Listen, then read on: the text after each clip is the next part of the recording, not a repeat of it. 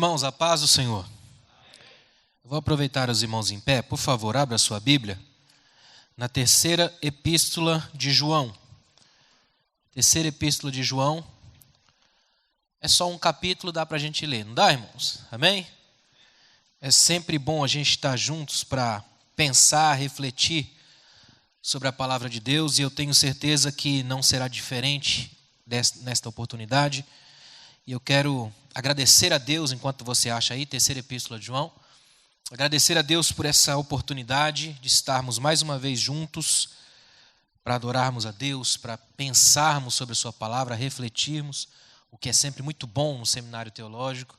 Agradecer ao meu amigo, pastor Hebron. Obrigado, pastor, pela nossa amizade, pelo carinho que o senhor tem comigo. Já estive lá no Concórdia, né, onde ele era presidente. Obrigado, pastor, pela honra. A todos os irmãos da equipe, que Deus abençoe vocês. Obrigado pelo carinho, pela oportunidade que me concedem da gente pensar juntos aqui. Me foi proposto um tema: alinhamento ministerial e unidade, a força vital para o crescimento do reino. Então, com base neste tema é que a gente vai pensar aqui essa tarde e noite. Amém, irmãos? Então, eu acredito que vocês todos estejam com a apostila aí, sim? Eu mandei o texto aí, então quando nós terminarmos de ler esse texto aqui, nós vamos sentar, e aí você pega a sua apostila e acompanha comigo aí, tá certo? O que eu mandei na apostila aí eu vou dividir em duas partes, um primeiro momento agora e um outro momento à noite. Deixa eu só falar uma coisa antes da gente ler o texto bíblico aqui. Nós vivemos numa geração que é uma geração infoxicada. O que é isso? Intoxicada pelo excesso de informação. É muita coisa, todo momento. A gente vive numa era altamente tecnológica, é tanta tecnologia, tanta coisa, que eu preciso fazer uma pergunta para vocês aqui. Quem aqui nos últimos 6 meses, recebeu uma carta escrita à mão, pelo correio? Tem alguém? Viu como é difícil? Aí a gente chega aqui e fala, vamos ler a carta de João. Tem gente que não faz nem ideia do que é uma carta mais, não é? E nós estamos numa geração que nem lembra mais o que é isso. A pessoalidade de uma carta. A carta no tempo, agora eu posso até dizer nos tempos antigos, né? A carta era extremamente pessoal.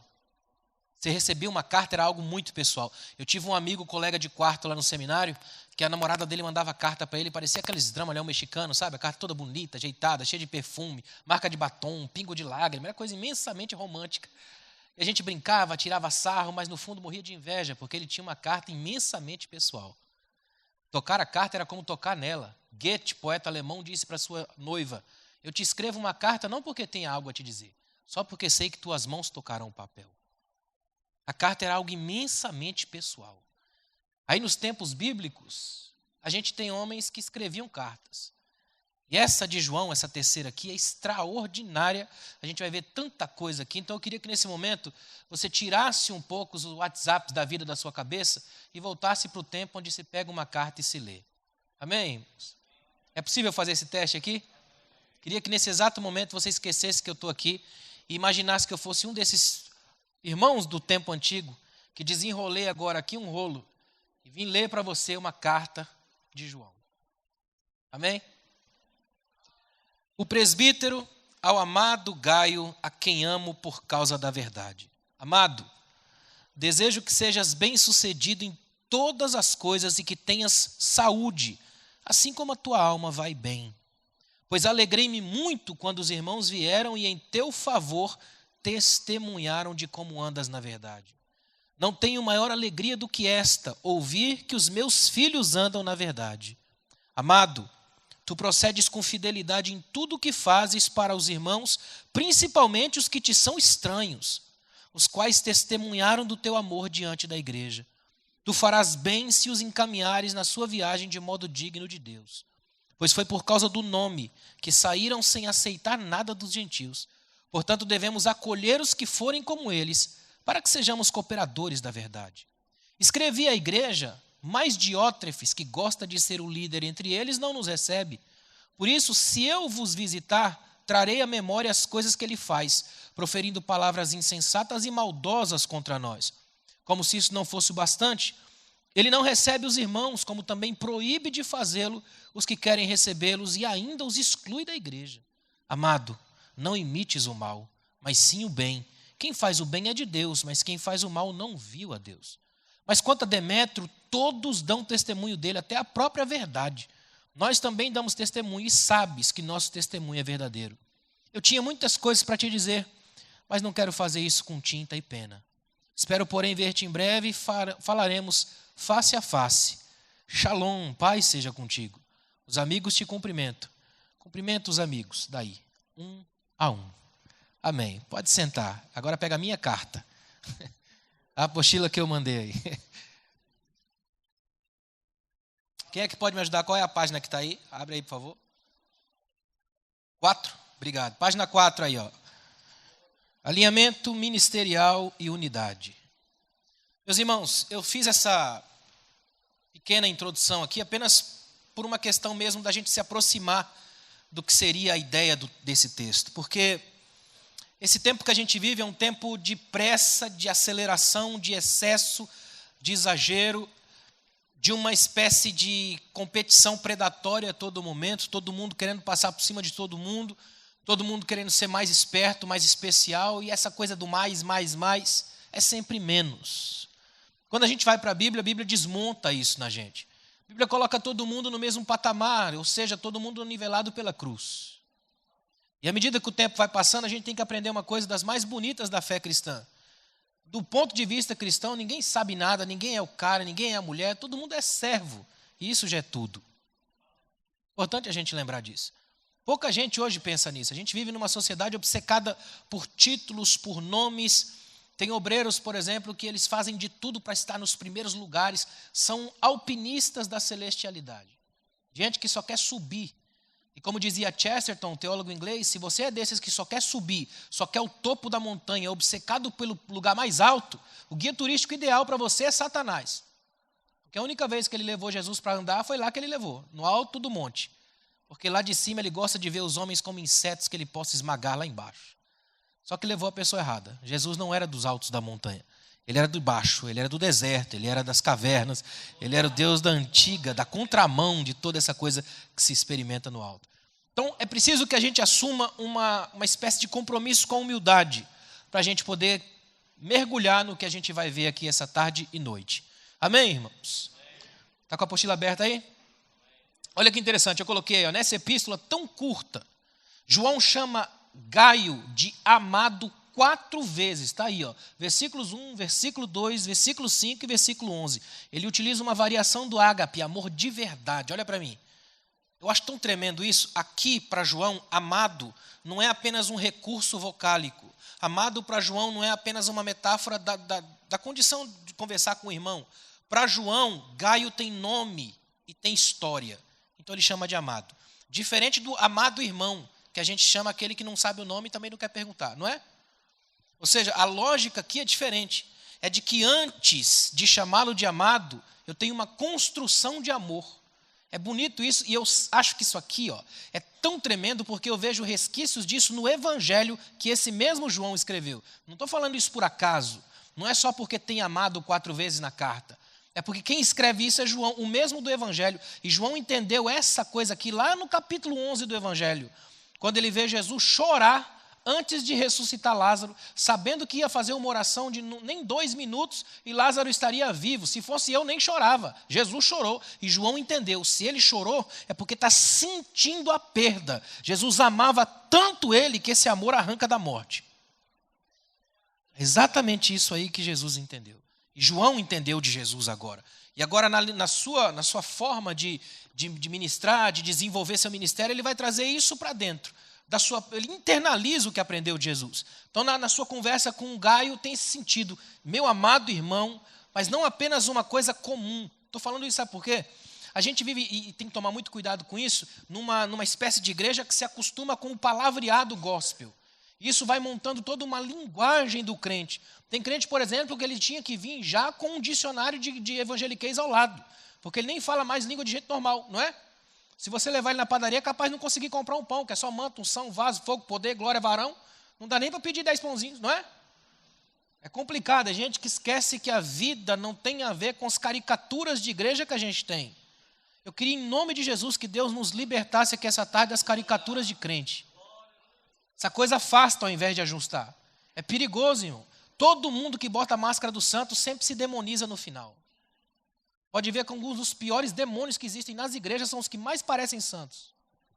Quando a gente tira essa máscara, essa maquiagem, esses quilos e toneladas de falso Cristo, surge quem de fato a gente é. Gaio é o amado. Como é bom isso. Já pensou se ele tivesse um cartão?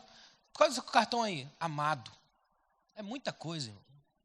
Ou seja, ele não é alguém que está tentando se afirmar no grito, na imposição, na arrogância. É alguém que, quando João pensa nele, pensa no adjetivo que mais gosta, amado. Quando pensa nele, vai buscar a palavra grega ágape, aquela palavra que é o amor de Deus, um amor extraordinariamente trabalhado na vida, um amor que é sacrificial, um amor que se dá, um amor que não precisa de reuniões coreografadas para existir. Não é um amor de toma lá da cá, não é um amor que funciona se você faz algo para mim. Eu não amo suas competências, esse amor aqui ama gente, não coisas. Robert Frost escreveu que nós, na verdade, não amamos. O que nós temos é um desejo irresistível, de sermos irresistivelmente desejados. É troca. A gente vive amando alguma coisa que alguém faz bem. A gente vive à procura de ser amado, não do amar.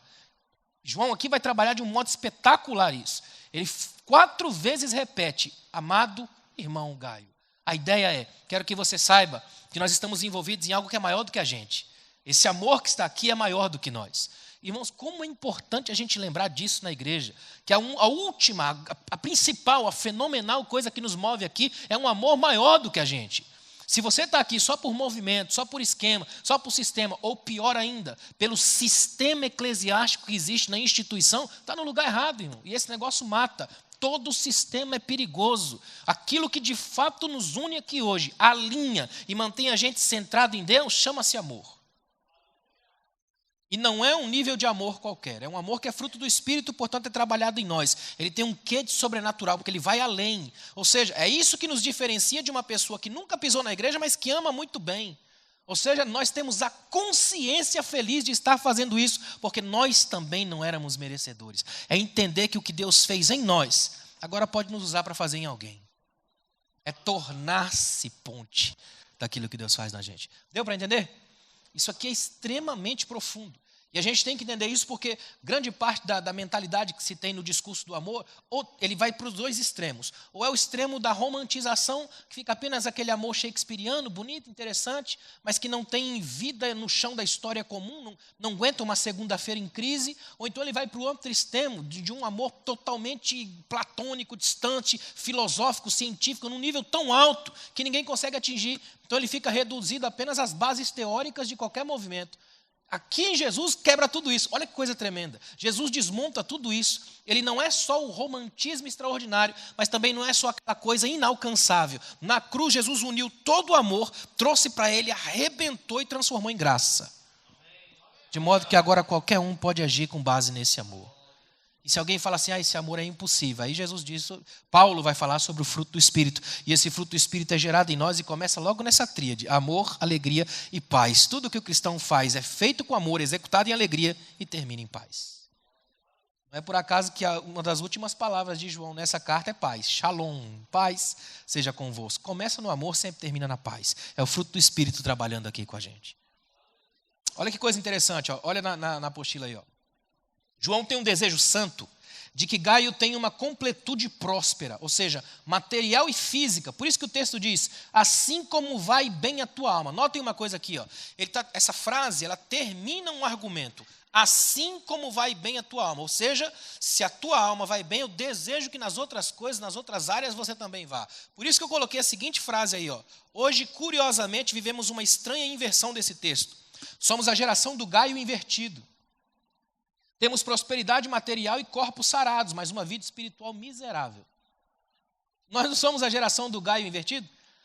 Olha para mim, tenta imaginar isso aqui. Tomara que você entenda bem isso aqui. Ó. João está dizendo assim para Gaio, Gaio, eu olhei para a sua vida espiritual e vi que está tremendo, vai bem sua alma, fantástico. Tão bem que eu espero que a tua vida material e a prosperidade vá tão bem na tua vida quanto a tua alma. Hoje é o contrário. Hoje a gente olha e fala, irmão, tomara que a sua alma seja fazendeira como você. Porque a gente tem uma doença e uma obsessão pelo lucro e pelo sucesso. A ponto de alguns irmãos conversarem sobre os próprios filhos e dizerem mais ou menos assim: como é que vai teu filho? Está bem, formado, doutor, extraordinário. Ele tem mansão, tem jatinho, ele tem casa nos anéis de Saturno. E você fala: é mesmo? Tremendo. Ele está crente? Não, desviou, mas está tudo bem. Não está não, irmão. Não está bem não. Porque não adianta ter tudo e perder a alma. Que adianta o homem ganhar o mundo inteiro e perder a alma? É preciso inverter isso. Se vai bem a sua alma, as outras coisas podem ir bem. Nunca meça no contrário. Céu, depois terra. É aqui primeiro, depois aqui. Se aqui estiver em paz, aqui embaixo é consequência da graça que tem sido trabalhada na alma. Essa geração inverteu o processo. Nós vivemos na geração do Gaio invertido. Uma geração que tem muito, mas não é nada. Por isso que nós temos na geração na igreja do Gaio invertido, de gente brigando porque quer falar, mas não porque tem algo a dizer. É porque a gente que acostumou a ter um aparato, mas a não ter vida. É a geração do rótulo, mas sem conteúdo. Gente que tem muita coisa para falar, mas pouca coisa para desenvolver. Isso é muito perigoso. Eu acho muito bonito o fato de João dar aquela olhada e colocar em perspectiva e dizer: olha, eu espero que a tua alma vá bem, que as tuas coisas, a tua vida, o restante, vá bem como vai bem a tua alma. É um diagnóstico espiritual profundo.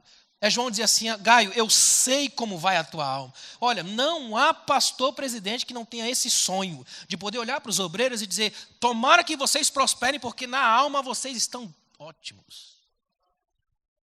A gente às vezes vê hoje uma igreja que grita tanto prosperidade, que de tanto gritar prosperidade parece realmente que está gritando a própria miséria. É claro que Deus quer nos dar o melhor, eu creio nisso. Aliás, o melhor dele não chega, nós não conseguimos chegar nem perto de uma definição do que seja o melhor para Deus. Se Deus nos der um ínfimo do que ele entende de melhor, a gente já não consegue nem suportar. Como dizia Santo Agostinho, ele é mais íntimo do que a noção de intimidade que eu tenho. De modo que se eu me aprofundar em Deus, eu morro, porque ele é grande demais para mim. Só posso chegar perto dele se o Espírito me levar, porque é o Espírito que conhece o ponto nele que é suportável para mim. Imagina. Ou seja, Deus quer te dar o melhor, pode ficar tranquilo com isso. Mas antes de qualquer coisa, não há nada melhor do que Deus te dar do que um abraço. Te chegar para perto, poder te chamar de amado e poder fazer você entender que não adianta ter tudo se você não tiver essa graça. Agora, tendo essa graça, você pode ter tudo. Essa é a lógica de Jó. O Senhor deu, o Senhor tomou. Uma coisa que eu acho espetacular em Jó é que se você tirar o diabo ali dos primeiros versículos do capítulo 1 e entregar o livro para uma pessoa que nunca ouviu falar na história, ela não vai nem imaginar que Satanás tenha feito uma proposta para Deus. Ou tenha conversado com Deus. Porque para Jó, o diabo não manda em nada. Não entra na agenda de Jó. É Deus quem dá, é Deus quem tira. Foi Deus quem deu os filhos, foi Deus quem levou. Para Jó, Deus manda em tudo. Esse é o tipo de gente que ganha tudo, perde tudo, mas não se perde. Porque sabe exatamente quem é, a quem pertence, quem é o Senhor da sua história, da sua alma. Quer ver uma coisa tremenda? Dá uma olhada aí, ó. É muito interessante observarmos as duas últimas cartas de João em paralelo. Quando você faz isso, tenta fazer vamos dizer, um exercício na sua casa. Coloque em paralelo as duas cartas, pegam duas Bíblias lá e lê as duas cartas em paralelo, você vai observar isso que eu coloquei aí, ó. Olha que interessante, João escreveu na sua segunda carta para alertar sobre os perigos dos falsos mestres. Nessa terceira carta, ele adverte sobre os falsos líderes. Agora olha para mim, dois perigos terríveis. Falsos mestres e falsos líderes. E se eles resolverem se juntar, aí é formação de quadrilha. Falsos mestres e falsos líderes é para matar qualquer tipo de igreja. Porque aí é um pensamento os falsos mestres e uma atividade os falsos líderes. Então quando isso junta, e se você acha que isso nunca acontece, dá uma lida em Jeremias capítulo 5. Jeremias vai falar assim, ó, os profetas profetizam falsamente. Os sacerdotes gostam assim. O que é raro, o profeta e sacerdote dá certo. E aí ele vai dizer assim, ó, e o meu povo gosta disso, vírgula. Mas o que fareis quando vier o fim? Nós vivemos uma geração mais ou menos parecida com essa. Há muita gente numa espécie de complô do que se pode fazer com a igreja. E aí a gente chega e faz todo um malabarismo, porque tem gente que fala bem, gente que junta gente que fala bem com gente que tem as manhas, as manias e as mandingas para fazer. O que acontece é que cria-se um conflito e uma confusão generalizada. Aí a ideia dessas duas cartas é nos dar armas, munições para a gente lidar com isso. De um lado você vê João acabando com a mentalidade de falsos profetas, falsos mestres. Agora aqui ele vem com os falsos líderes. E eu sinceramente não sei qual é pior. Se é o falso mestre ou se é o falso líder. Sinceramente é difícil saber qual é pior. Agora, a certeza que eu tenho é que se juntarem, aí não tem nada mais terrível. Aí Satanás tira férias. Porque um falso líder e um falso mestre parece que se atraem. Quando eles estão juntos, quem sofre é a igreja. É por isso que João vai e escreve cartas para a igreja. Como é bom saber que Deus sempre tem um João com uma pena na mão, com uma tinta perto, para poder dizer para a igreja: acordem, existe falsidade entre vós. Aristóteles dizia que a falsidade é uma mentira elegante, aprendeu a sorrir, imagina. E é sempre assim, é com mais facilidade, é com mais lábia. Você já percebeu que nos filmes antigos, por exemplo, até nos mais novos mesmo, os vilões são sempre aquelas pessoas que a gente tende a gostar mais, porque eles sabem sorrir, eles sabem conquistar a gente. Você já viu que um psicopata, mesmo no dia do julgamento, mesmo condenado, ainda tem gente que acredita nele? Porque ele tem uma incrível capacidade de lábia, de conseguir trazer as pessoas para perto, não tem? Os psicopatas de púlpito também agem assim. É por isso que nós vivemos numa geração que tem mais palhaços de púlpito do que profetas. Porque é mais fácil fazer sorrir. E na mentira do fazer sorrir, muita gente acha que é verdade, porque dá aquela sensação de leveza. Só que esse tipo de carta que João escreve e de seminário, como a gente está vendo aqui hoje, é da contramão disso. Aqui não é um lugar para você vir e se sentir bem. Aqui é um lugar para você vir e se sentir mal, porque de uma vez por todas vai saber que toda essa construção vai tentar te atingir. E aí Deus traz aqui para a gente uma espécie de poda, de lixa divina. Isso rasga, fere, mas cura. E a gente sai daqui livre para servir a Deus de verdade na igreja, do jeito que Ele quer que a gente sirva. Dá uma olhada aí, ó. Na segunda carta, os falsos mestres apelavam para o amor, mas negavam a verdade. Na terceira carta, o falso líder apela para a verdade, mas nega o amor. Olha como João capta a diferença que está aí. Primeiro, se você olhar para essa diferença com calma, olha que interessante, os falsos mestres apelavam para o amor, até porque é mais fácil dizer: vocês precisam se amar, todo aquele discurso do amor. Para ser sincero com os irmãos, se você quiser pregar sobre o amor 10 anos na igreja, você consegue. É tranquilo, é fácil. Até ter alguém para amar é mais difícil. Porque toda vez que você se doa para um amor, você corre 2 riscos. Primeiro, o de não ser correspondido. O segundo, o de ser traído. Nunca vão te trair sem te conhecer. Traição é pressuposto básico de quem te conhece. Senão não é trair, não é? Todo amor exige isso.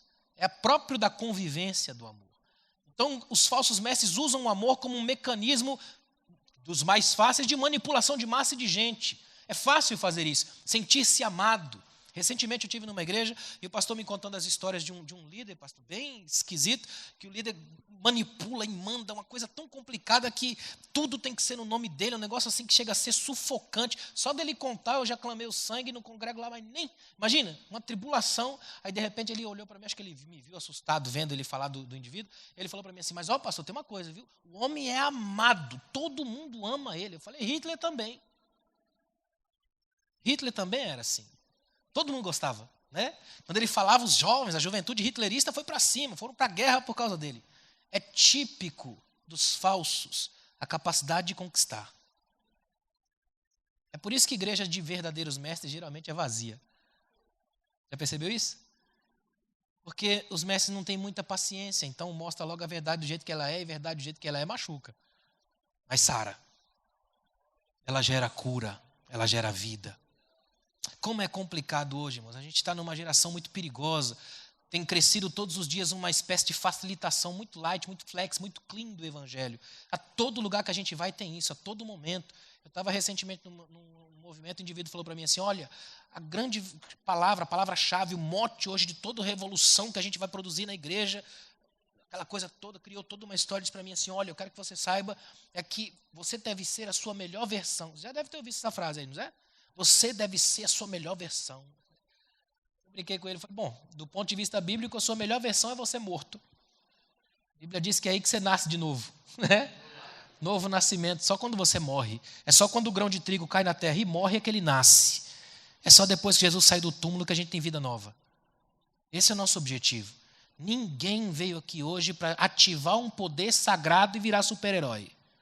Deus te trouxe aqui hoje só para você quebrar. E os cacos entre cacos ficam na mão dele, para ele produzir algo novo que ele sabe como fazer, porque ele é o supremo oleiro da igreja. Olha que coisa interessante eu coloquei aí, ó, no último pontinho aí. Ó. Na segunda carta, João ensina sobre os perigos de recebermos os falsos mestres em nossas casas e igrejas. Na terceira carta, João ensina sobre a honra e a alegria em recebermos os verdadeiros líderes em nossas casas e igrejas. Eu acho tão tremendo isso aqui. Ó. Na segunda carta, ele tem que avisar a gente, cuidado com os falsos mestres, porque eles estão entrando nas casas e nas igrejas. Aí, eu costumo dizer que a Bíblia é mais atual que o jornal que vai sair amanhã de manhã.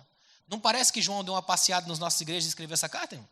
Porque até hoje, em pleno século XXI, tem gente que tem caderninho de profeta de A a Z, do irmão Antônio e da irmã Zumira. Apertou o problema, liga para o profeta. Que o profeta vai lá na casa do profeta. Você sabia que tem gente na igreja que até para trocar de carro ele pede a opinião do pastor? Só que não é porque ele honra o pastor, é porque ele quer ter alguém para culpar se der errado. Comprei esse carro aí porque o pastor falou. Não tem?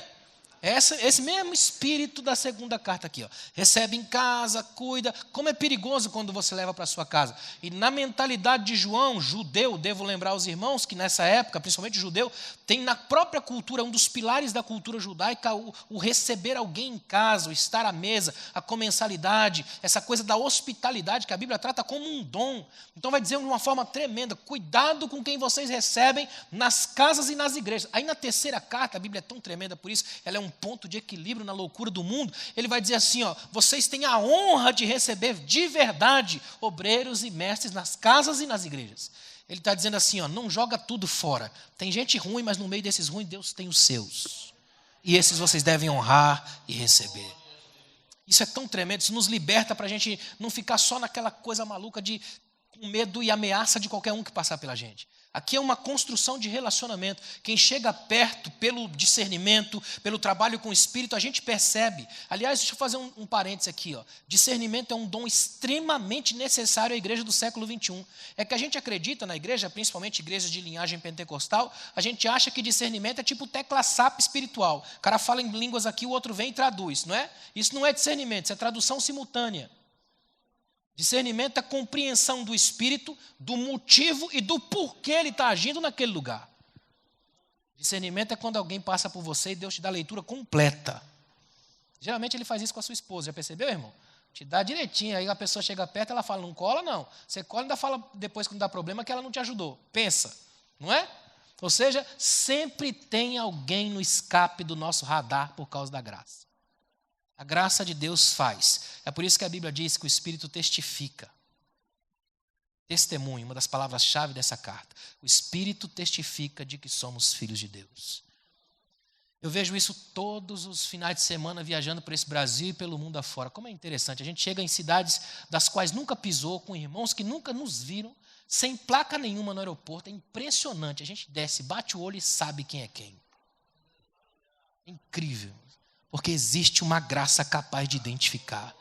E eu não viajo de terno e gravata com uma Bíblia bem grande, 2 metros, escrito Bíblia Sagrada. Porque aí não seria nem tremendo o cara me reconhecer. Só a constatação óbvia de um fato. Ele não é cego.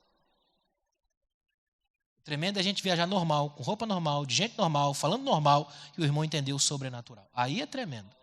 É quando Deus sabe quem de fato você é. Eu queria que essa tarde aqui fosse uma tarde para a gente se libertar da tentação de fingir. Deus prefere que você cante desafinado para dele, de verdade, do que finja no tom certo. Deus sabe quem nós somos. Toda a característica do trabalho com Deus tem a ver com isso aqui, ó, com libertação para a verdade. Amém, irmão? Está entendendo aí? Amém? Olha que interessante, dá uma olhada aí, ó. John Stott, que foi um dos maiores mestres que a gente teve na história da igreja recente, ele dizia que essas duas cartas devem ser lidas juntas, para que possamos obter uma equilibrada compreensão dos deveres e limites da hospitalidade cristã. Guarde uma coisa, deveres e limites. É importante entender isso aqui, ó.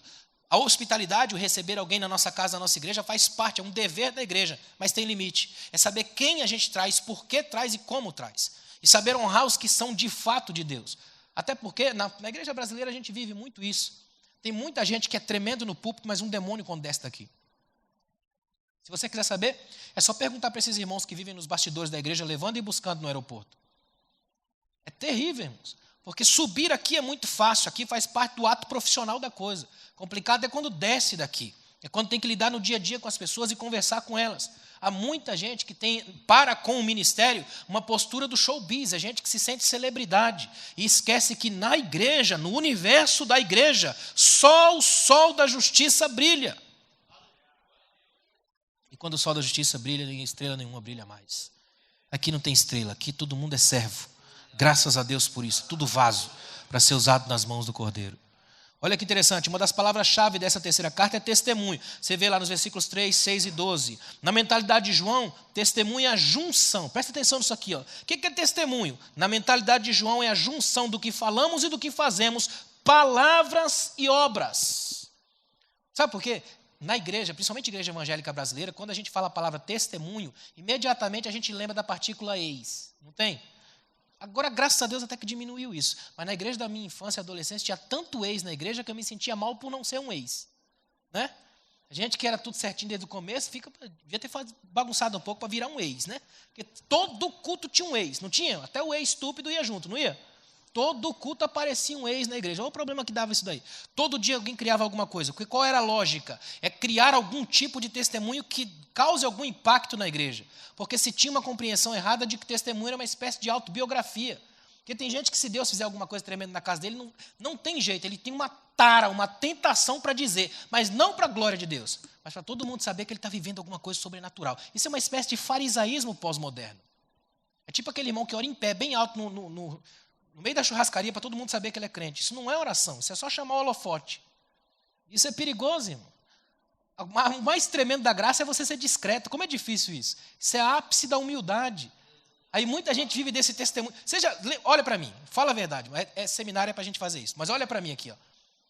Quantas vezes você já teve num culto, na igreja, que o cara começa a dar um testemunho tão mirabolante que você começa a fazer conta e as contas não batem nunca? Já teve? Não tem os testemunhos que são tão mirabolantes que o maior milagre é a gente acreditar? Eu não sei como os caras conseguem fazer uma osmose coletiva, que todo mundo acredita. Não é? É tipo psicose, todo mundo ali, psicótico no que o indivíduo está fazendo. Eu quero que você saiba de uma coisa, isso é fundamental. Na mentalidade de João, na mentalidade bíblica, testemunho não é o quanto eu consigo subir aqui e falar de mim, para que no final você abra a boca e diz, como esse cara é bom, como tem coisa que está trabalhando, nossa, como Deus faz com ele, e a sensação é sempre ele e eu não. Não. Testemunho de verdade, chega um dado momento em que você para e pensa, não é mais ele. Por isso que Paulo diz, sede meus imitadores, mimetai no grego, raiz das palavras mímica e mimetismo. É Paulo dizendo assim, sabe quem eu sou, gente? Eu não sou um pregador, eu não sou o apóstolo, eu não sou o cara, eu sou um imitador. Eu estou aqui tentando fazer caras e bocas de Cristo, que é para você sentado aí e pensar, peraí, não é Paulo, ele está imitando alguém, aí dá o insight e você diz, é Cristo, ele está imitando Cristo, some Paulo, aparece Cristo, esse é o testemunho, quando as minhas palavras e as minhas ações me tiram do foco, não sou mais eu. Aí eu posso dizer como Paulo, não vivo mais eu. O original grego é que é belíssimo, Cristo me vive. Ele pegou para mim a vida dele e agora trouxe a vida dele para dentro de mim. Agora eu sou dele e ele vive em mim. Isso é extraordinário. Olha que tremendo. Cada cristão é uma testemunha, seja boa ou seja má. Somos parte do problema ou da solução. Somos agentes de bênção ou de maldição. Não há neutralidade quando se trata da vida cristã. Alguém disse que como líderes seremos sempre o exemplo, a desculpa. Sempre. Não tem neutralidade. Ou seja, as pessoas vão observar a gente, vão olhar a gente por esse ponto de vista, sempre. Ou para nos dar, a gente servir como inspiração por algo bom que está sendo feito, ou como terrível, e é sempre mais complicado, pelo lado ruim, sempre. Agora, quer ver uma coisa interessante? Se a gente pedisse assim para as pessoas hoje elencarem vários aspectos positivos de vários irmãos, demoraria para criar uma lista. Agora, se eu pedisse aspectos negativos, já percebeu que a lista de obras da carne é maior que a da obra do fruto do Espírito? É sempre mais complicado, principalmente porque a gente está numa geração que essa era que a gente vive é uma era considerada a era de todas as vítimas, a era da vitimização elevada à enésima potência. Experimenta contar um problema para o irmão do lado, eu te garanto que antes de você terminar ele vai contar 2. Ele te atropela e começa a contar o dele, nem deixa você terminar, não é? Se você falar assim, estou sentindo uma dor aqui, o cara fala, eu operei ontem, é o corte. Aí acabou, irmão, você não termina mais. A gente vive numa sociedade que parece que tem competição predatória de quem sofre mais. É uma espécie de síndrome de Madre Teresa, eu preciso sofrer. Isso é muito perigoso, porque nesse tipo de geração, ninguém consegue ouvir ninguém.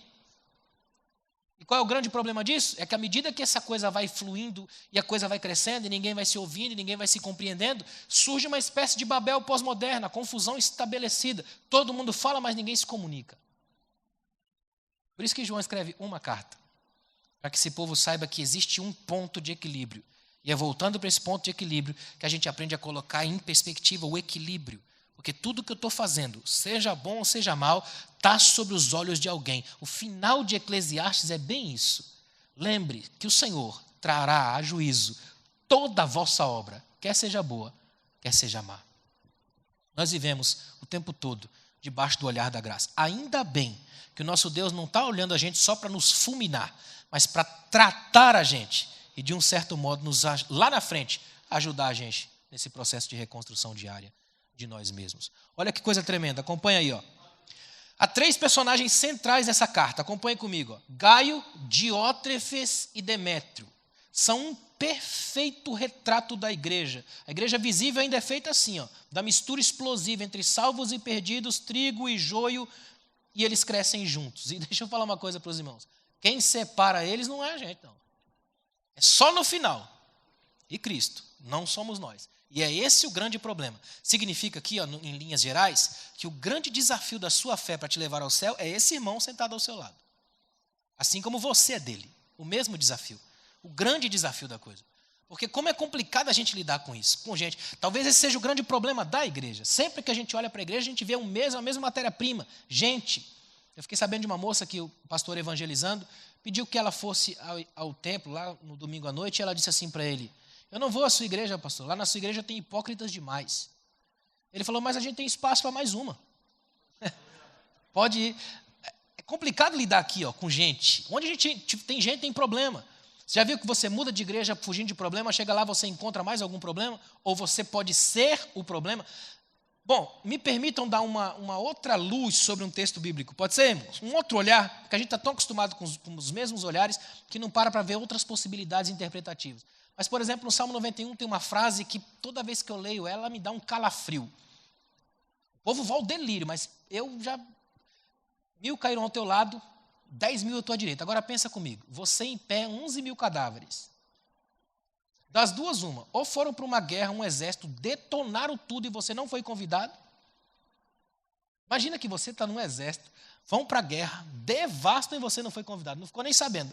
Você dormiu e quando acordou, você estava no meio do final. Só olhou para um lado, olhou para o outro, 11.000 e você não foi convidado. É estranho, não é? Ou pior, e se você matou todo mundo? Para pensar por esse ângulo. É só para provocar, só para você pensar, ir para casa pensando. Talvez você pense, mas não consigo matar todo mundo.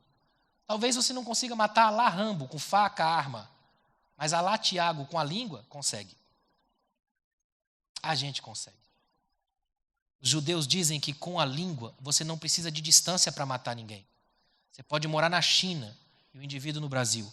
E pela língua a gente pode fazer vibrar uma teia de malignidades até que ela consiga sufocar quem está na outra ponta. É perigoso demais isso. E hoje, no século XXI, a gente potencializou isso. Porque antigamente era só pela língua, de fato, o órgão. Hoje você consegue potencializar a malignidade da língua com os dedinhos nervosos de WhatsApp. Não consegue? Tanto que a gente vive na era da fake news. E o crente, irmão, é campeão mundial de espalhar fake news. É impressionante. O crente não para pensar, para analisar. Se tem alguém que jamais poderia entrar na roda viva dos fake news, era crente. Por causa de discernimento, de palavra. Olha para mim. Se Deus não quisesse que você lesse, não te mandava um livro. 66. Ele te mandava um Twitter, #toindo. Ele quer que você pense, irmão. Ele quer que você use cérebro, ele quer que você imagine, que você veja possibilidades, que você esteja além. Deus não te chamou aqui para cometer suicídio intelectual. Ele quer que você seja inteligente, genial, que pense, que use a mente que Ele te deu como presente. Nada mais tosco do que um crente com uma Bíblia na mão que não sabe falar, irmão. É horripilante. Acho que é por isso que apela para o mistério. Você fala, irmão, o que é selar? É mistério. Né? Já viu? Aqueles irmãos que tem aquele selar, não sabe? O que é isso aí, irmão? Isso é mistério. Você para aqui. Tremendo. Tem gente que não sabe. E não tem problema não saber. A questão é perguntar, né? Ao invés de apenas embalar tudo com a chave do mistério. Cuidado, irmãos. Tem muito crente que tem um problema sério com isso. Ele tenta, de algum modo, jogar para o sobrenatural. Aí ele acha que porque ele fala um monte de língua estranha, ele é santo. O problema é que dentro do estranho a gente põe o esquisito. O esquisito é que é o problema. O mais tremendo da ação de Deus na sua vida não é você falar em língua estranha. É você usar a sua língua para falar com o estranho. E o estranho entender o que você está falando. E permitir que a sua vida seja transformada muito além de tudo isso. Quando Jesus diz assim, ó, em meu nome vocês falarão novas línguas, não está falando só de línguas estranhas. Está indo muito além disso. Falar novas línguas é você voltar a falar com quem não falava mais. Novas conversas, novos significados. É você voltar a abrir portas do perdão. Falar novas línguas é você conversar com gente que jamais conversaria. Mas o Espírito abre o projeto de comunicação e por causa dele você pode falar. Pegarão nas serpentes. Você mora numa cidade grande, irmão. A última vez que você vai ver uma serpente na vida é se embrenhar no meio do mato e olha lá, é ou não é? Ou seja, parece o texto bíblico mais simples de cumprir, só que não. Historicamente, a serpente é associada a falsidade, hipocrisia. Ou seja, toda vez que você aperta a mão de um falso, você pega na serpente e ele te dá a paz do Senhor. Imagina. A Bíblia é o livro para ser visto com todos os olhos que a graça nos der. Novos olhos, olhos de vida, olhos de graça, sempre projetando o que o Espírito está dando para a gente ali. Quero que você saia daqui hoje com isso na sua mente. Dá uma olhada aí, ó. Na igreja, vamos encontrar 3 tipos de líderes. Olha que interessante, 3 tipos de líderes que eu coloquei aí, ó. Os líderes que trabalham para Deus, gostam mais da obra de Deus do que do Deus da obra. Olha para mim. Tem um monte de líder assim, ó, os que trabalham para Deus. Eles amam a obra de Deus, eles ficam o dia inteiro na igreja. Eles gostam tanto disso aqui, ó, que por causa disso aqui, às vezes eles perdem a família. Não tem? Vários casos assim, de líderes que eles são linkados, conectados 24 horas na igreja. É aquele obreiro multiuso, estilo Bombril, 1001 utilidades. Ele faz de tudo aqui na igreja, mas ele não consegue chegar em casa, ele não conversa com os filhos. Ele é extraordinário na igreja, mas é complicado em casa. Ele é uma ausência na própria casa. Tanto que no dia que ele fala para a esposa, hoje eu vou ficar em casa, ela fala, o sangue de Jesus tem poder. Não faz ideia do que fazer com esse indivíduo que passa 24 horas de ausência, né? Olha que interessante, quanta gente que, na desculpa de trabalhar na obra de Deus, esquece do envolvimento normal com gente. João está mandando carta para gente normal, para escrever aqui levava tempo. Se hoje já leva tempo, imagina nessa época, para arrumar tinta, pena, papiro, e ele vai lá e escreve tudo isso com calma, devagar, está preocupado com gente. Você vai ver Paulo que está preso, tem que mover uma teia de significados para poder escrever, mas escreve para a gente, está preocupado com gente. A Bíblia é feita de gente preocupada com gente. A Bíblia é feita de Deus que em Cristo se fez gente como a gente. Orlando Costa disse que ele era o alguém que se transformou em ninguém para transformar em alguém o ninguém que eu era. Com gente, Deus trabalha com gente. Ou seja, Deus não te chamou para ser uma espécie de mini anjo com surto de Gabriel, nem te chamou para ser um demônio completo a ponto do diabo tirar férias que você sozinho inferniza a igreja. Ele te chamou para ser gente. Quanto mais gente você for, mais perto dele você se torna. Quanto mais humano, mais próximo de Jesus a gente chega. Esse é o nosso chamado. Aí eu falo umas coisas dessas assim, se vocês vissem a cara de vocês. Podia projetar, né? Mano, tem uns irmãos que eles viajam, se delíriam, falam, meu pai do céu, o que eu estou fazendo na igreja? Já tem outro que não faz ideia do que eu estou falando. E é bonito isso. O legal da igreja é exatamente isso. Porque a gente vem pensando uma coisa e Deus surpreende a gente, dá outra completamente diferente, não é? Isso aqui chama-se igreja. A igreja não é o lugar que eu venho aqui, você paga uma apostila para só que eu fale tudo que você concorda. Se é para que eu venha aqui falar tudo que você concorda, não precisa pagar a apostila, vai para o espelho e fala. Deus trouxe você aqui hoje para moldar, mexer, desarrumar, provocar uma espécie de caos para depois vir o Espírito e a ordem. Ele faz isso primeiro. Primeiro ele mexe, depois ele estrutura. Ele é o Senhor que conhece cirurgicamente cada uma das nossas intenções, cada um dos nossos problemas daqui de dentro. Então, ó, os líderes que trabalham para Deus, olha o segundo aí, ó. Os líderes que trabalham com Deus, esses são os melhores, eles priorizam o relacionamento, eles gostam da intimidade, é santa parceria, trabalham com Deus, eles trabalham juntos, o tempo todo juntos, andando com Deus, lado a lado.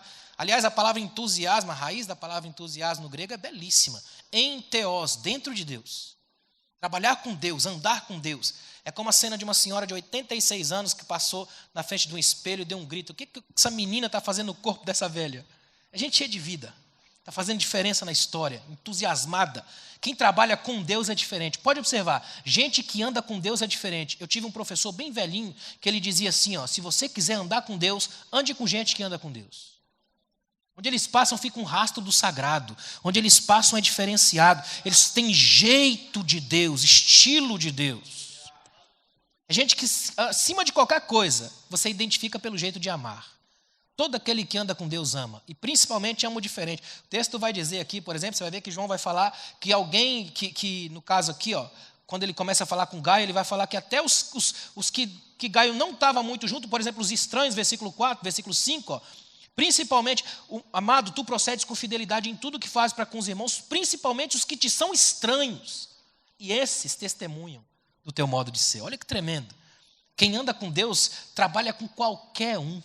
Ele não tem uma coisa pré-estabelecida, uma configuração apertada, onde ele coloque qualquer pessoa. Ou seja, ele não faz um clubinho dos iguais. Eu trabalho com Deus, você tem que trabalhar comigo. Quem trabalha com Deus não sofre da síndrome do Criador. A igreja tem que ser a minha imagem e semelhança. Não, ele abre mão disso. Ele sabe que o mundo já tem Criador, ele é só parceiro. Trabalha na santa parceria, conversa com Deus. Quer ver olha que coisa tremenda. Lá em Goiás, eu sou um paulistano, nascido e criado em São Paulo e moro em Goiânia há 9 anos.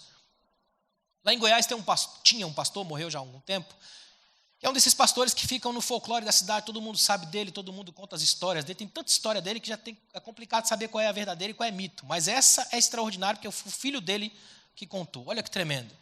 Contou assim pra gente, a gente conversando um dia numa dessas viagens da vida, e esse pastor, ele era muito dinâmico, espalhafatoso, ele era cheio de coisa e tal, e ele tinha uma coisa com ele, particular dele. Toda ceia, ele ia todo de branco, terno, até o sapato branco, e só a gravata vinho. Ele sempre ia assim, toda ceia. Aí ele chegou para a esposa, o filho dele me contando, falou assim, meu pai chegou para minha mãe e falou, eu vou mais cedo para a igreja, tenho que resolver um negócio, mas eu mando um obreiro vir buscar você e os meninos, que era esse rapaz e mais 2. Chovendo, aquela época de chuva, barro de Goiânia, aquele barro vermelho, pegajoso. Vai ele, no meio do caminho ele pensa, esqueci uma coisa, tem que voltar. Quando ele volta, o filho, ainda pequeno, mais ou menos 6, 7 anos, brincando na lama, todo sujo. Quando viu o pai descer do carro, saiu correndo. Papai, imagina, ele todo de branco, e o filho de vermelho até a alma, até a medula suja de barro. E a mãe de lá de dentro gritando, menino, para! Quando veio na direção dele, ele contou para mim com lágrimas nos olhos, foi extraordinário. Ele disse, meu pai me abraçou. Meu pai me abraçou, me levantou, me encheu de beijo, balançou para um lado e para o outro. Ele disse assim, eu tinha 7 anos. Eu nunca esqueci que meu pai falou para mim naquele dia. E o que ele disse? Ele me abraçou e disse, filho, é assim que Deus nos recebe. A gente vem todo sujo, todo cheio de crise, mas Ele nos abraça. A gente vem desse jeito, destruído, detonado. Só que quem anda com Deus tem outros crivos para receber. Não recebe pelo que eu trago, mas pelo que eu sou. Não recebe porque eu posso, quem sabe, sujá-lo. Não. Recebe porque eu posso receber algo dele, ainda que eu esteja sujo. Ele não recebe porque eu atraso a agenda.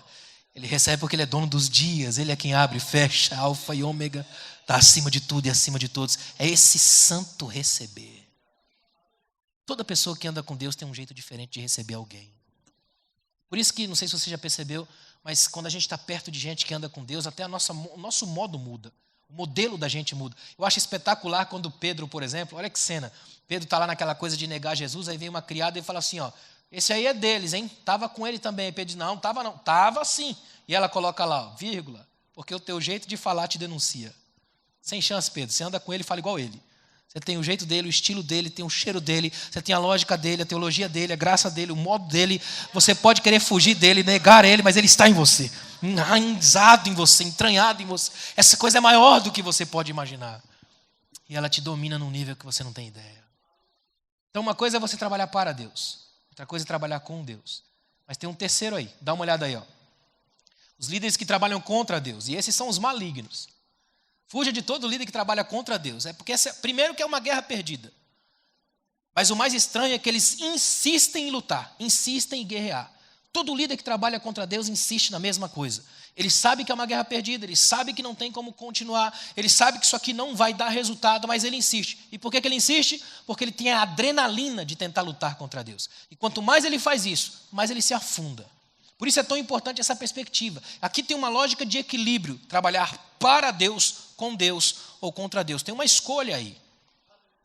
A questão é, o que a gente escolhe hoje? Porque o fato da gente estar aqui por si só já é uma tomada de decisão. A gente está aqui para trabalhar para Deus e com Deus. Sem tentar de algum modo criar outras perspectivas. Queria que a gente saísse daqui essa tarde com essa santa consciência. Ninguém está aqui para ver o que vai acontecer. Não é apenas turismo. Conversão não é você estar com Cristo para ver o que vai dar. É para o que der e vier. É diferente. Amém? Até aqui? Dá uma olhada aí, ó. É a velha dinâmica entre ovelhas e lobos. Olha que coisa interessante, ó. E os lobos estão sempre entre os que lideram. Dá uma olhada em Atos 20, depois na sua casa, 29 e 30.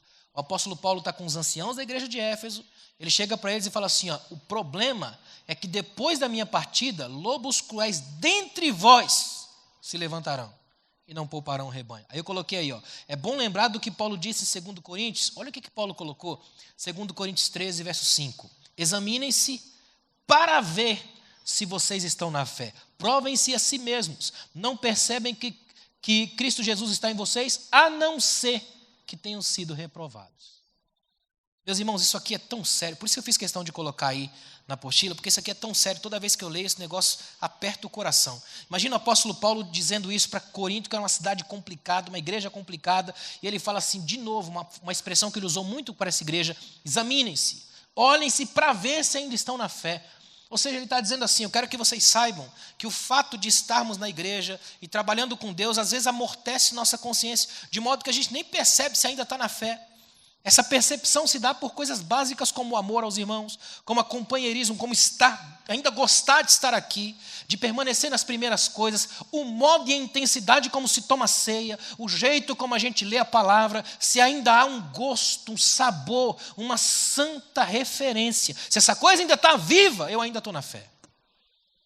Sabe por quê? O contrário disso é perigoso demais. É o estar na mesmice, é o estar acostumado. É gente que faz parte do processo, do pacote, do movimento. É gente que tem a mesma extensão existencial da cadeira do púlpito. Gente que briga por um microfone, mas não mais abraça ninguém que chegue perto dele. Gente que acaba se transformando num momento de igreja, num tempo espremido de calendário, numa agenda sufocada de igreja. Gente que entra, sai, decora, canta, e aí começa a viver um processo muito perigoso, que aí você canta sem prestar atenção na letra, aí canta de bobagem e heresia, sem pensar. É aqui que você vive de coreografia gospel, levanta, senta, vira para o irmão, fala para ele, mente, vê se está vivo. É para ver se o cara pega no tranco, se a coisa funciona. Evangelho 3G, grana, glamour, gambiarra. Falta essa capacidade da gente entender isso aqui, vivos na fé. Que tipo de fé te traz aqui? Que tipo de fé move as tuas entranhas? Que tipo de fé você consegue transmitir? Isso que é tremendo. Quando você abraça e diz a paz do Senhor, que tipo de fé vai junto? Tiago vai dizer que a fé sem obras é morta. Ele não está falando de trabalho. Ele está falando que a sua fé se mostra em tudo aquilo que você faz. Cada obra sua grita a fé que você diz crer. Como é que você age? O modo como fala, o modo como abraça a gente. Tem uma cena na Bíblia que para mim é encantadora. Deus chega para Jeremias e fala assim, ó, Jeremias, levanta-te e desce à casa do oleiro. Não diz qual. Naquela época, Jerusalém está no auge da idade da cerâmica. A gente pode calcular por baixo, sem medo de errar, pelo menos 50 olarias funcionando em Jerusalém. E Deus não diz a olaria tal na rua tal, só diz levanta e vai à casa do oleiro. Jeremias desce e vai lá naquela casa exatamente que o oleiro estava. Agora imagina para mim, olha para mim, imagina isso aqui, ó, no céu, Deus olhando um oleiro trabalhar com tamanha qualidade, que Deus olha do céu e fala, gostei do jeito que esse cara trabalha, parece comigo, vou mandar o profeta ir lá para aprender com ele como é que eu faço. Aí pega um profeta do naipe de Jeremias, manda ele descer e ir lá para a casa do oleiro só para aprender. Aí Jeremias chega, fica em silêncio só observando. Muito ajuda quem não atrapalha, não é? Jeremias não chega lá e fala, ó, seguinte, eu sou profetão, Deus mandou vir aqui agora, tem um negócio tremendo para me ensinar aí, vamos lá, varão, dá aula aí, nada disso. Jeremias fica só de longe, só olhando, e o oleiro trabalhando. Aí eu fiquei com uma pergunta esses dias, será que Deus pode tocar em alguém na cidade e mandar lá no meu emprego de manhã só para me ver trabalhar e a pessoa sair dali sabendo que foi Deus quem fez isso?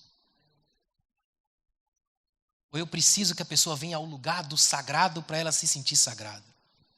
Existe um Deus da verdadeira fé que trabalha nas padarias, que trabalha atrás das cortinas, que trabalha nos lugares que ninguém vai, que trabalha quando não tem culto, que não funciona das 7 às 9, que é um Deus que não precisa que eu passe o tempo todo com linguajar religioso para ver se ele se manifesta. Ele é soberano, ele é livre, ele pode, eu não posso. E o máximo que eu faço é trazê-lo para perto.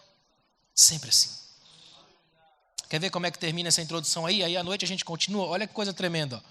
Essa carta tem um detalhe magistral. Eu fiz questão de colocar no finalzinho dessa introdução aí. Ó. João se apresenta como o presbítero. Certo. O pastor me deu mais um tempinho aí. Aleluia. Né? Eu já ia perguntar. Quem quer me ouvir mais 10 minutos? 10, 15, 20, 30. 1 hora.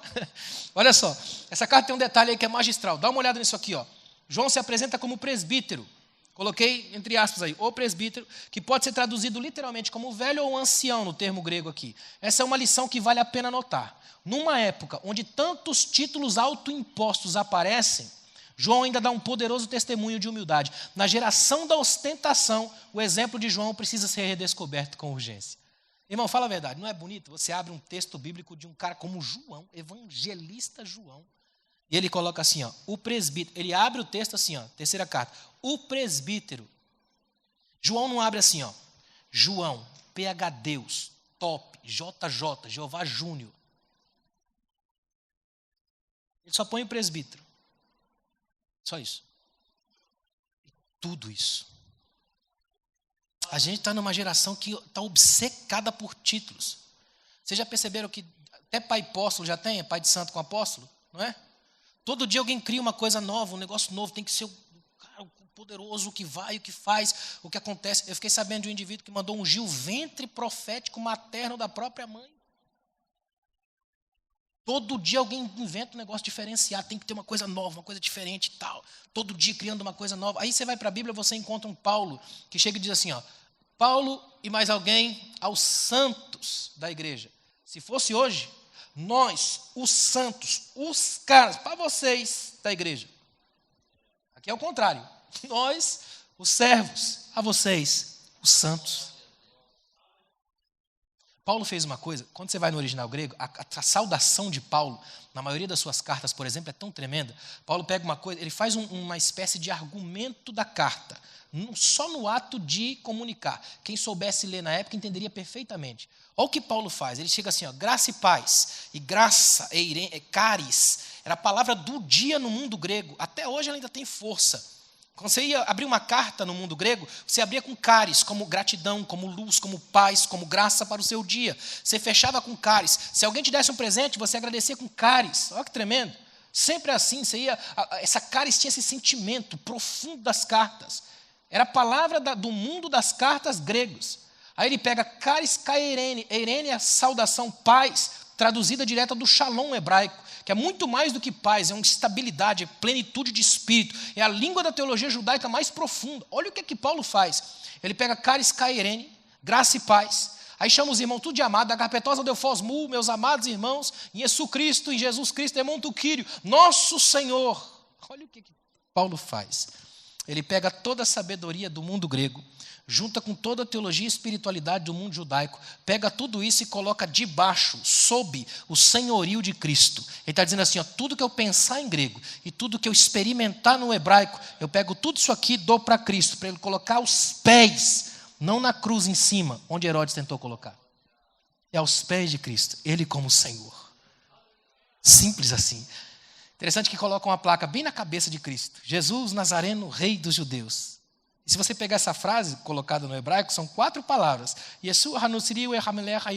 Você pega a primeira letra de cada uma das 4 palavras e coloca a maiúscula, dá o Iavé. Quem olhou na cruz sabia que ali estava escrito Deus.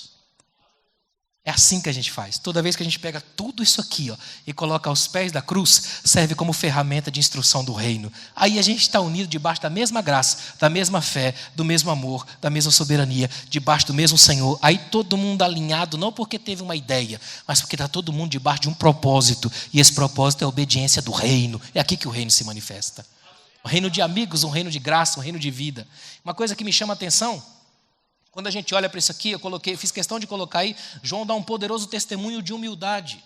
A palavra humildade vem do latim humus, pó, chão, terra, de onde vem úmido. Essa é a ideia, uma humildade chorosa, que deixa a gente úmido, que mexe com a gente, nos faz lembrar do chão, do pó, de onde a gente veio, que faz a gente compreender que ninguém consegue nada sem a graça, que por melhor que a gente seja, a gente não é nada sem Deus, que essa coisa toda é bonita, é extraordinária, mas tirou a graça, não sobra nada, só o oco, vazio. E quanta gente a gente enxerga hoje nesse chamado universo gospel que não sente absolutamente nada da humildade como uma das mais tremendas lições da fé cristã que a gente tem. Você olha para esses discípulos, eu estava pensando esses dias, Jesus chama esses discípulos para andar com ele. 12 discípulos, terríveis, complicados. Acredito que um dos maiores desafios de Jesus foi amar esses mesmos discípulos toda a vida. Imagina, Por isso que ele chega em João capítulo 3, na última ceia, e fala, João escreve assim, ó, amando os seus, amou até o fim, que é difícil amar esse povo, não é? Você já percebeu que toda igreja que você vai visitar pela primeira vez, você quer congregar lá? Você chega de longe e fala, isso é tremendo, hein? A orquestra toca bem, pastor prega demais, ou igreja bonita, não é? Milô Fernandes escreveu como são lindas as pessoas que eu só conheço de longe. De perto todo mundo tem problema, não tem? De perto é complicado, de perto toda igreja dá problema.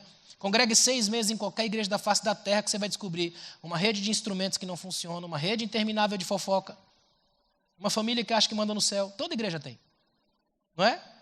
Um crente que só aparece na ceia, vampirinho gospel, uma vez por mês em beber sangue de Jesus. Toda igreja tem isso, porque tem gente, mesma matéria-prima, mesma coisa, mesmo modus operandi, mesmo jeito de ser.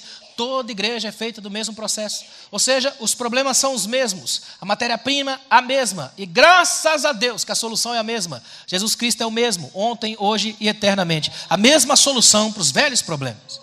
A questão é se nós queremos essa solução, ou se nós inventamos outros cristos para nós. Tenta imaginar essa ideia aqui, ó. Jesus de um lado, Barrabás do outro e a multidão. Quem que vocês querem que eu vos solte? E a multidão começa a gritar, Barrabás. Só que essa palavra Barrabás, aramaica, Bar-abá, filho do pai. Olha o que a multidão está pedindo, filho do pai, só que o errado.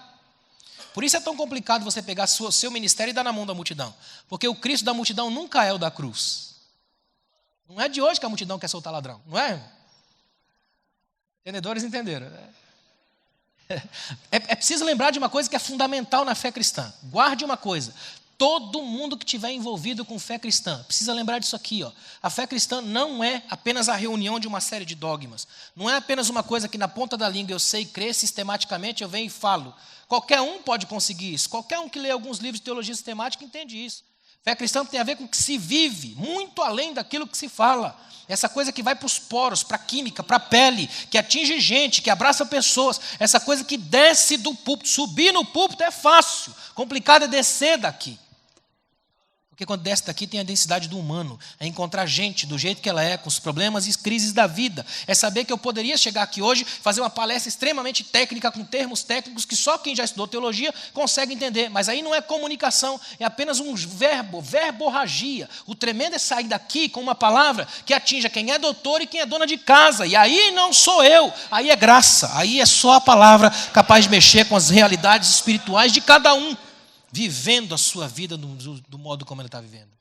O bonito da fé cristã é essa capacidade que ela tem, de nos levar nessa unidade. Aliás, é importante a gente colocar uma palavra central aqui. Unidade é diferente de uniformidade.